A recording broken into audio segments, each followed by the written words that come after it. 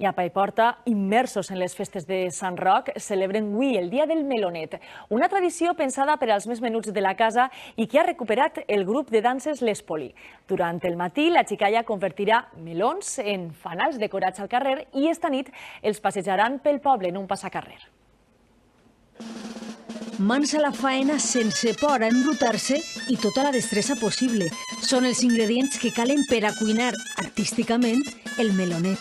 El primer pas és buidar-lo i després arriba la creativitat. Un cor y así una estrella.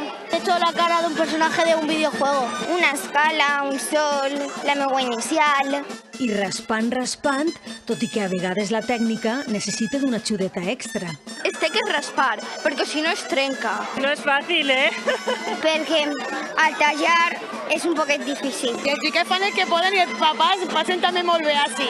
200 xiquets mantenen viva esta tradició paiportina que veu d'aquells sopars a la fresca. Si anem a sopar totes les nits, uno traia pimientos de salmorra, melons del xer, melons de tot l'any, i entonces quan acabem de sopar se feien sempre els melonets. Els buidàvem, fiquem un ciri, fem una làmpara, sempre transparències, perquè els americans se copiaren de nosaltres i fan el jali d'allí, si ho considera. I nosaltres som transparències, no forats, que som més bonics. I nosaltres, quan començàvem el grup de danses, ja fa 30 i pico d'anys, començàvem a treure altra volta la tradició. Després, a les 8 de la nit, fem un passacarrer per tot el poble, ensenyant el nostre melonet.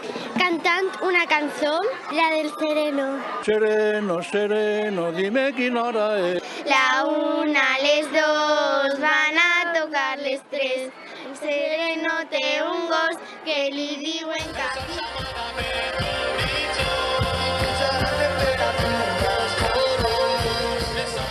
I no eixim de Paiporta perquè així va sonar allí a nit la Zúñiga. Fou una de les 90 parades de la